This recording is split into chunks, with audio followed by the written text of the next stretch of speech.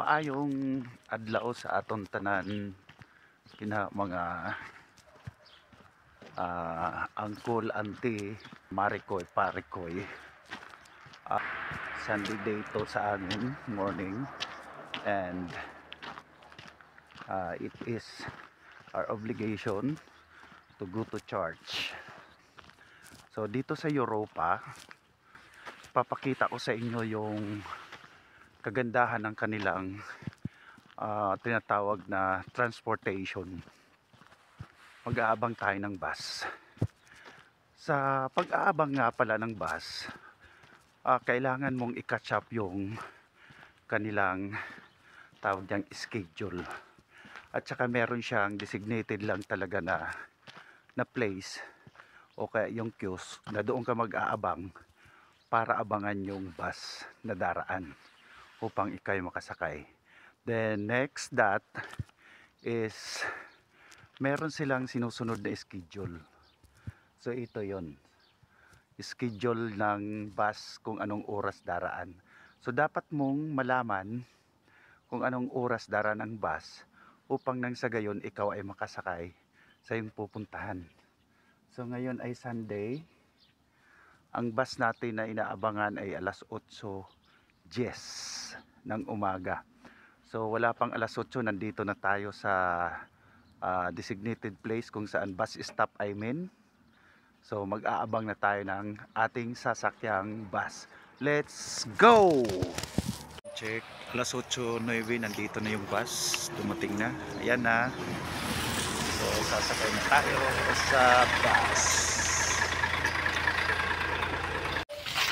So ayan mga tol, mga auntie, kabababa lang natin sa, nandito tayo ulit ngayon sa bus station.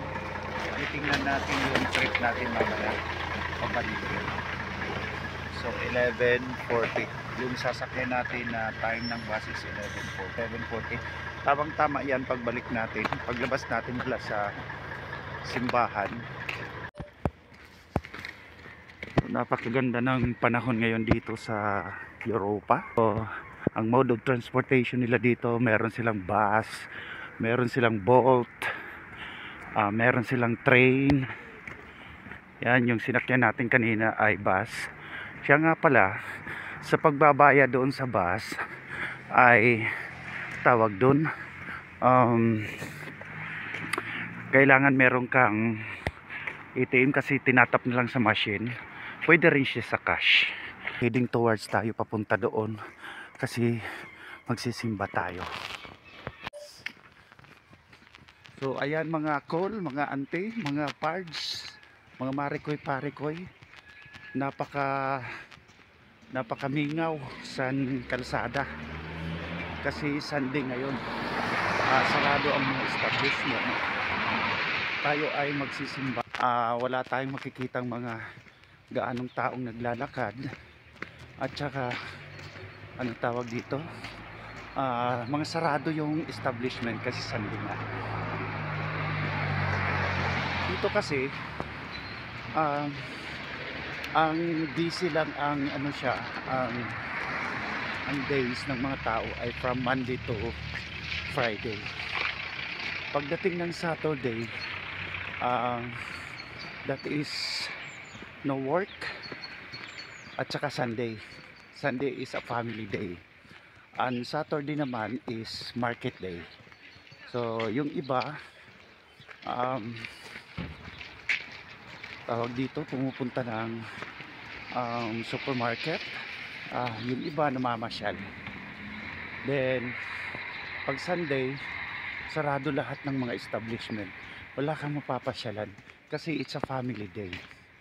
Makikita mo yung mga pamilya ay nagbabanding sa park, pumupunta sila ng rivers or sea, o kung ano man yung mga activity nila, nagbabiking. Ganyan dito pag Sunday. So dito nga pala kailangan natin tumawid sa tamang tawiran. Kailangan natin mag-obey ng rules, traffic rules. Yan, so dyan tayo talaga tumawid sa pedestrian. Hindi tayo basta-basta tumatawid kung saan-saan kasi meron mga CCTV. maaari kang i-apprehend ng mga police officer. Pakaganda dito, talagang very disciplined yung mga citizen. So as a part of this country, we have to obey traffic rules and regulation like that. So we have to use the pedestrian. Then kung meron siyang coming na sasakyan approaching, mag-i-stop yan. Okay, pero nakatawid na tayo. Nandito na tayo sa kabila. Nandoon yung church doon banda. So tayo magsisimba. Siya nga pala mga cool mga ante, mga marikoy parikor. Ayan, makikita nyo, sarado yung mga establishment. Yung mga establishment dito sa kanila ay nakaano siya, nakaanoon lang siya sa bawat house. Ikagaya sa atin dyan na ano siya, may malaking mall, ganyan. Doon may malaking mall doon dito sa amin, kaso dinadayo pa namin. Pinupunta talaga malayo.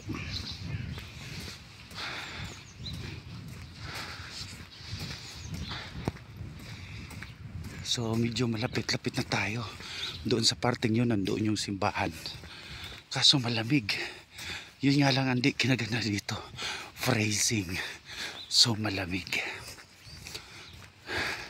Ang na-appreciate ko dito sa lugar na to ay ano siya, malinis at saka very organized. Then ang pinaka number one is walang crime. Zero crime rate free. Yan, napakaganda. So, kagaya nun, yan yung designated na bus stop. So dyan ka lang talaga mag-aabang. So ibang way naman yan. Kanina iba yung pinunta natin, sinakyan natin. May oras talaga yan sila dadaan, kaya kailangan mag-aabang ka na. At saka yung sasakyan dito ay hindi siya yung tawag dyan, papunuan. Kasi may oras nga, kaya may pasahero wala, lalarga yan kasi oras nila. Okay, di kagaya dyan sa atin, sobrang punuan talaga. Ano ba yan? So yung lugar na yan, that is a school, high school. So, and malapit na tayo sa church. Kung may mass ba, pero may mass ito kasi Sunday ngayon. So ito na, malapit na tayo. Yan yung church. Yung church, makita mo isarado lang siya, pero nasa loob may mass yan. Nakasarado siya.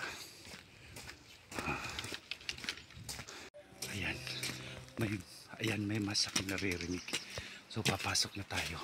Let's go! So ayan mga call, mga auntie, mga pards. Tapos na tayo sa ating obligation, charge tayo. Nasa harapan tayo ng charge ngayon. Mag-aantay tayo ng next trip ng bus na sasakyan natin kasi 11:40. So ngayon pa lang ay ang oras ay nasa ano pa lang, alas 9 plus. So nasa likuran natin ang tawag dyan, rotonda yan sa atin. Kasi kung sino yung mauna dyan, siya yung unang papasok. Papakita ko sa inyo. Ayan o. Yan. Umiikot yan sa sakyan na yan. Tingnan nyo. Napakagandang halimbawa ng traffic rules, regulation dito sa kanila. Very guys. Ayan. Siya yung naunang pumasok. Tapos yung bus naman, papunta yan dito. Napakaganda yun isa. Ganyan dito, very organized. Siya. Wala kang makikita mga pulis dito sa sa kalsada nakakalat. Yan. Napaka smooth. Tingnan nyo yung paggagamit ng rotunda. Diba? Napaka smooth ng kanilang traffic rules dito. Very disciplined yung mga drivers, at saka talaga makikita mo na smooth ang lahat. Aragoy. kitain na siya. Oh. Sinong nauna? Yung kulay green. So siya yung naunang pumasok. Sumunod yung kulay black. Oh, yan. Tapos may tumayod sa pedestrian. Pinagbigyan nila yung tumabi ng pedestrian. Tumigil talaga sila. Oh, ganyan dito. Pinapahalagahan ang buhay ng tao. Aragoy. Oh, kaya gusto ko ang lugar na to. Disiplinado talaga. Aragoy. Tingnan mo, pinatawid tayo ng ng driver kasi nakita niyang tatawid tayo sa pedestrian. Di ba? Ganda. Ayan na yun. So pupunta tayo dito sa Old Town kasi mamaya-maya pa naman ng alas 11:40 yung ating trip ng bus. Yun nga lang, sarado ang mga dito, mga establishment kasi Sunday ngayon. So wala tayong mapupuntahan, kung hindi lang tayo, uupo lang tayo dun sa park.